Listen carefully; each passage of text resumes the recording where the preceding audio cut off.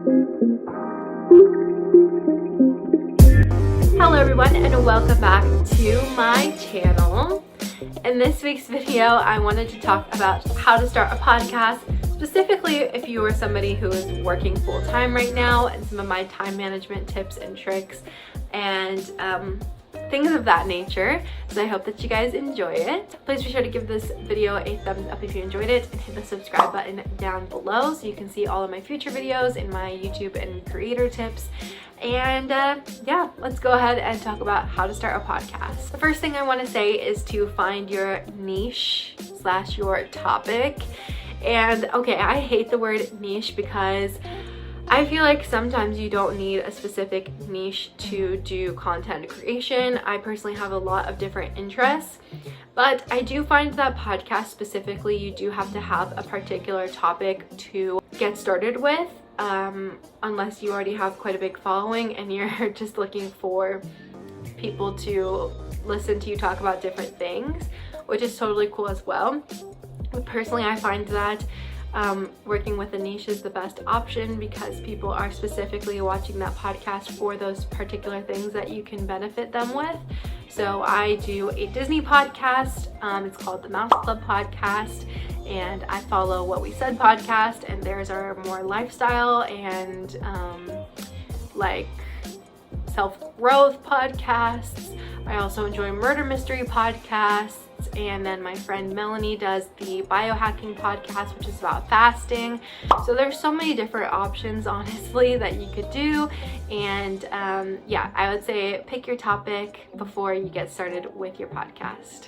Okay, my next piece of advice is to do your research about your particular topic. This is something that I would suggest every week for your videos, or not videos, your episodes, because you are going to be doing a lot of episodes and you are going to be recording a lot. And I definitely suggest doing your research before you record those episodes so that you have a wealth of knowledge at your disposal, especially if you are doing interviews. Personally, I've done 2 interviews on my podcast so far, and I went back. The first person I did, he's a YouTuber. His name is @TheRocketeer, ear spelled E-A-R, and I watched all of his YouTube videos. And then I have an interview with somebody on TikTok called @DisneyWineClub.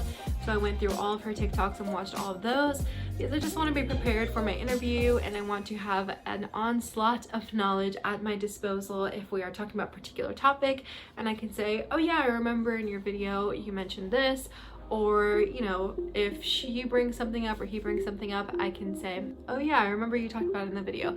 Like things like that, which are definitely very helpful to you as you're doing your interview. My next piece of advice is prepare to invest a lot of time.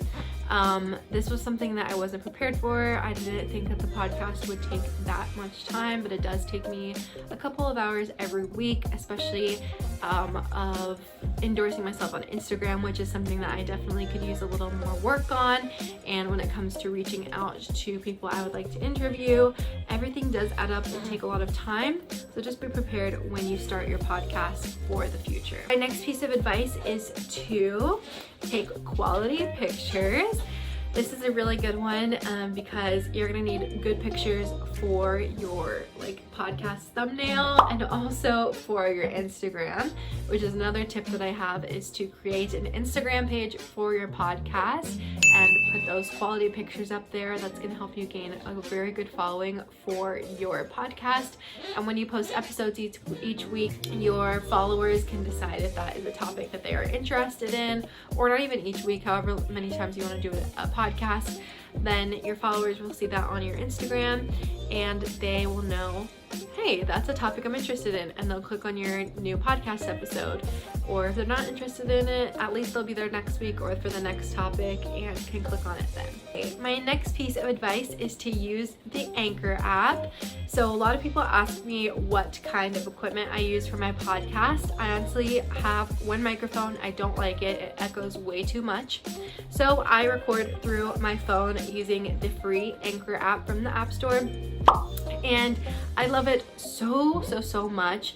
It helps me streamline my podcast to other platforms. This is not sponsored, by the way, but they do sponsor my podcast. But it helps me streamline my podcast to other platforms. It gives you a ton of royalty-free music and sound effects that you can use. It helps you find partnerships. It gives you analytics.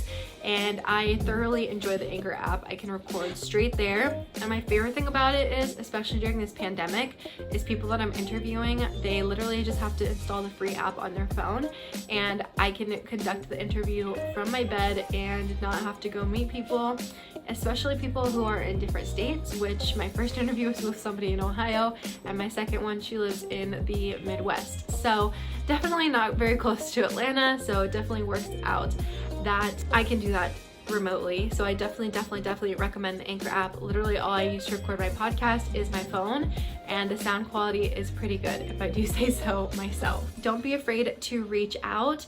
This one is so important because I personally am a very anxious and nervous person, and so reaching out to people is very terrifying to me, especially people who have a massive following or a huge Etsy shop or a huge YouTube channel. It's very nerve-wracking to message people and ask if they want to be on the podcast, especially since my podcast only has a few hundred followers right now. But you know, at the end of the day, that can benefit other people, because it's who's to say that those few hundred followers aren't already following them already. And also in the future, if people are going back and watching my podcast episodes, then they also get more exposure in the future.